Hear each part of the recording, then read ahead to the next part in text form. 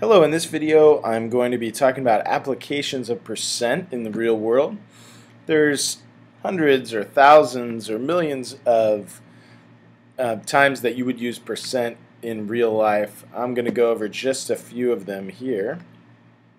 Let's assume that we are finding sales tax. This is pretty common. Every state has sales tax, which is an additional amount that you pay when you buy things that goes to the government. In this case, the price of a bicycle you plan to buy is $159.99. The sales tax rate is 6%.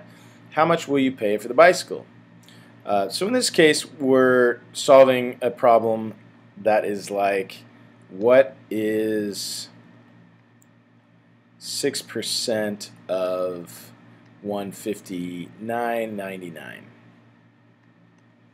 So in that case, we can say x times 0.06.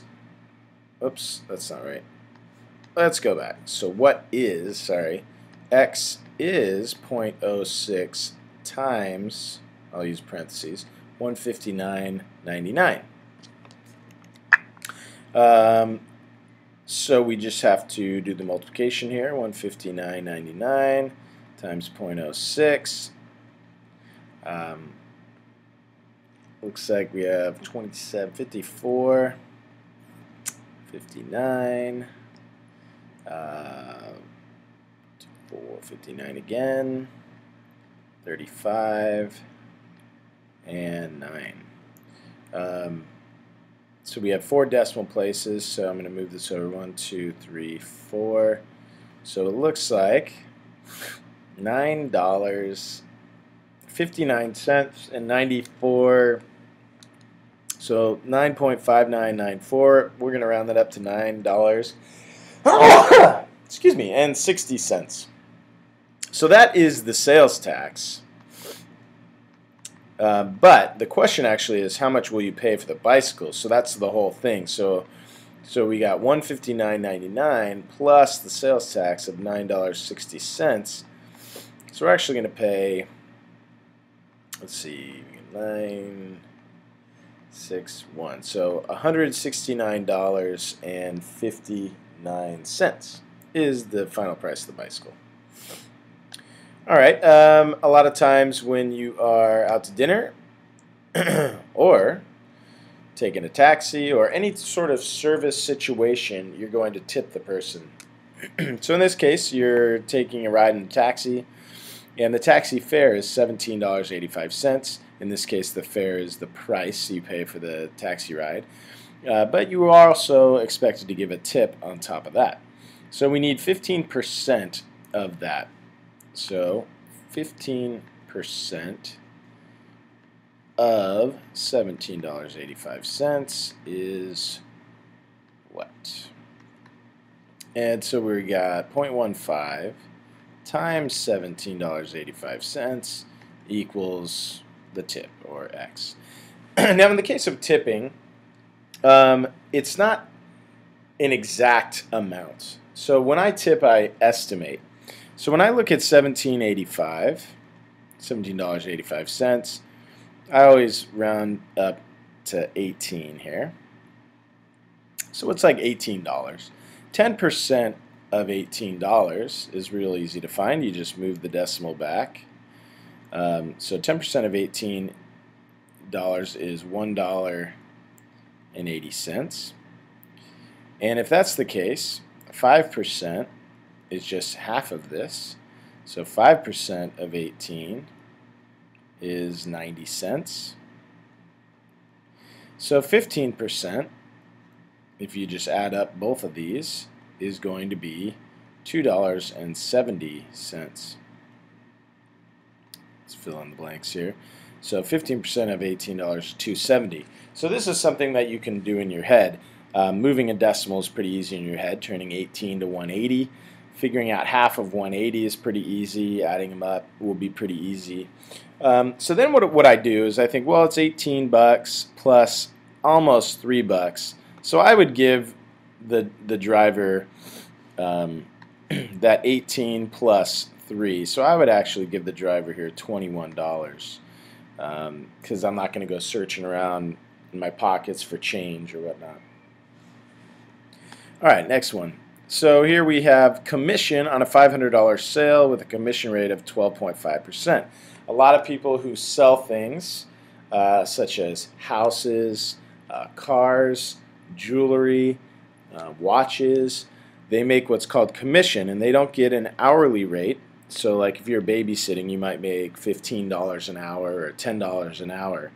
Well, these people don't necessarily make an hourly wage, but they get a percentage of what they sell for a wage. So they make money based on what they sell. So in this case, the commission, which is what they call it, so that's what your pay is, your commission, is going to be 12.5% of whatever you're selling. So we need to figure out in this case 12.5% of 500 is what? Okay, in this case, since it's money you're getting paid, you're going to want to get the exact amount. So we need 0.125 times 500 equals commission in this case, or what you get paid. So I'm going to try to make this a little easier to do rather than actually doing 500 times 0.125. We could do that. We can figure that out. But I think it'll be easier. If I multiply this by 1,000, I get 125. And then I'll just take half of that, which is going to be 62.50. So 62.50. Now you can check that on your calculators or on your paper, but I'm pretty sure that's correct. I can also double check because 10% of 500 is 50, and this is going to be a little more than that. So I'm pretty confident with $62.50. And so that's my commission for selling whatever it is that I sold for 500 bucks. This happens a lot, especially during Christmas time, where stores hire on additional salespeople to help with the Christmas rush. All right, percent error in manufacturing. So when a factory is making things like car parts, toys, anything, or little parts to toys, in this case shoelaces, everything that comes off the assembly line has to be within a certain specification, and if it's not, it gets thrown away or it gets put back to get fixed.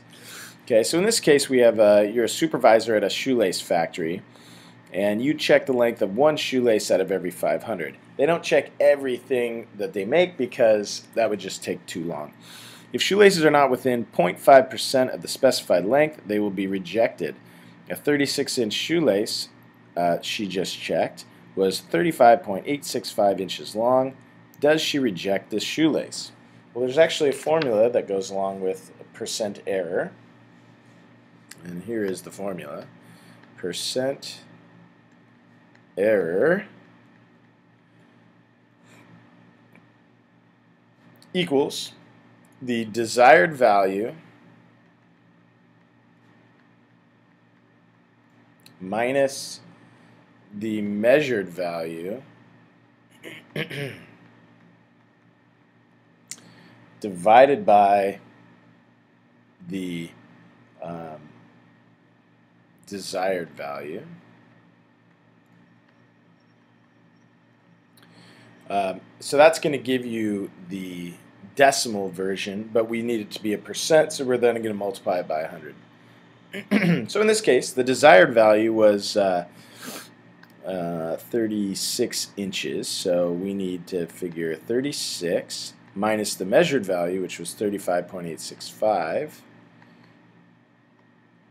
divided by the desired value, which was 36, and then we're going to multiply it by 100 later.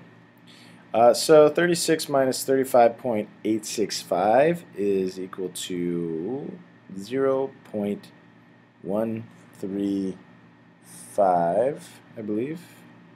135? Yeah. Oh, whoops. Okay, I messed that up. 0.865. No, we're good.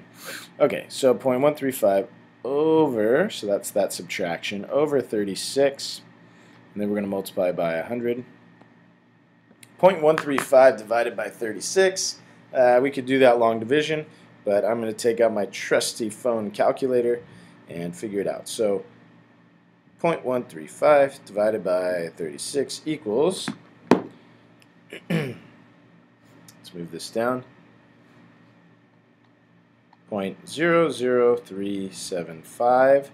We're going to multiply that by 100 so that we can get the percent.